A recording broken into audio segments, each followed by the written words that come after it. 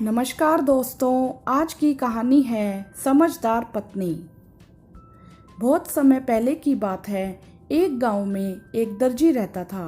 वह छोटे बड़े सभी के कपड़े सिलता था और इसी से अपने घर का खर्च चलाता था।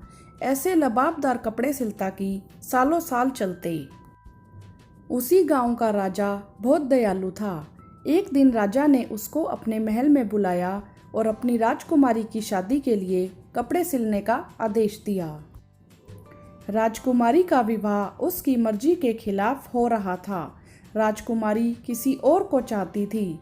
कपड़े सिलवाने का जरा भी मन नहीं था।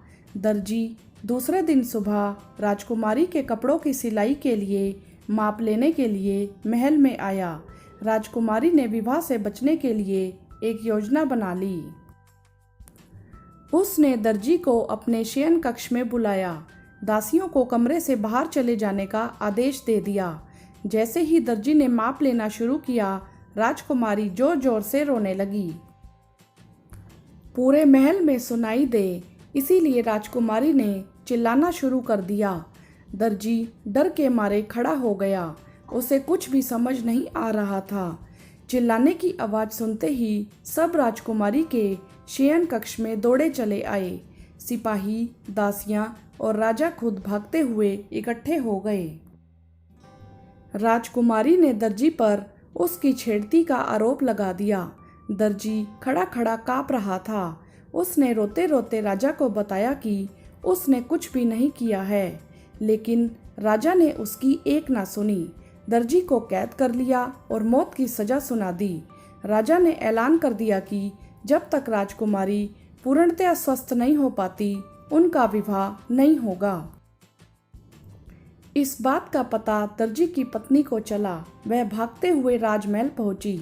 उसने अपने पति के अच्छे चरित्र के कई पुरावे दिए, लेकिन राजा को अपनी बेटी के अपमान के सामने और कुछ भी दिखाई नहीं दे रहा था।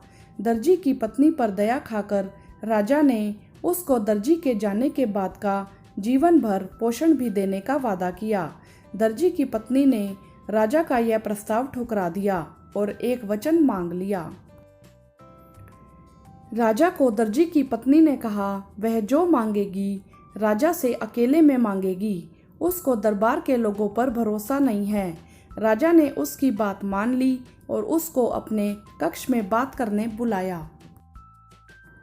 तभी कुछ चरणों में राजा के कक्ष से जोर जोर से रोने की आवाजें आने लगी। सब इकट्ठे हो गए। राजा क्रोध से तिलमिला उठा। तभी दर्जी की पत्नी ने सबको बताया कि राजा ने उसके साथ दुर्व्यवहार किया है। बुजुर्ग राजदरबारी सब राजा को गुनाह की नज़रों से देखने लगे। अब राजा को पूरी बात समझ में आ गई।